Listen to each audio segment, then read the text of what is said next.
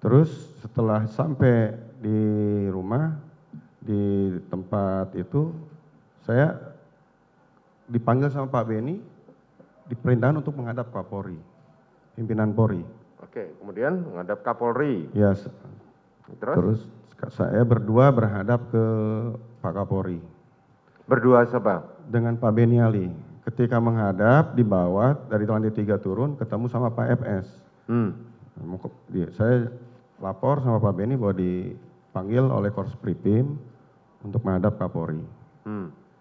Ketika saya menghadap ke sana di ruang transit tamunya pimpinan Polri itu tanya sama beliau, Pak Beni dulu yang ditanya, diceritakan tentang kejadian tersebut tembak-menembak, terjadinya pelecehan, dijelaskanlah di situ karena Pak Beni yang sudah bertemu dengan Ibu PC. Kemudian pada saat itu perintah Kapolri cuma satu, ya sudah ditangani secara profesional dan prosedural, sekalipun kejadiannya di kediamannya Kadipropam. Habis itu kalau masalah pelecehannya gimana ya saya? Nanti mungkin dari Pak FS Jenderal, saya bilang gitu. Bagaimana? Mungkin nanti dari Pak FS Jenderal. Mengenai apa? Masalah pelecehan seksual. Oke. Akhirnya. Apa yang ditanyakan oleh Kapolri kepada saudara mengenai pelecehan seksual? Mohon izin mengenai? Apa yang ditanyakan oleh Kapolri mengenai Karena pelecehan kan seksual? Pak Kapolri itu tanya, ini kan kasusnya seperti ini. Ini terkait masalah pelecehan seksual bagaimana ini? Kalau pertanyaan dari publik gitu. Saya bilang, yang tahu Pak FS, saya bilang gitu.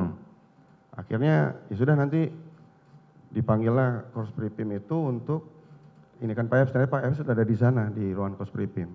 Jadi ketika masuk kita keluar.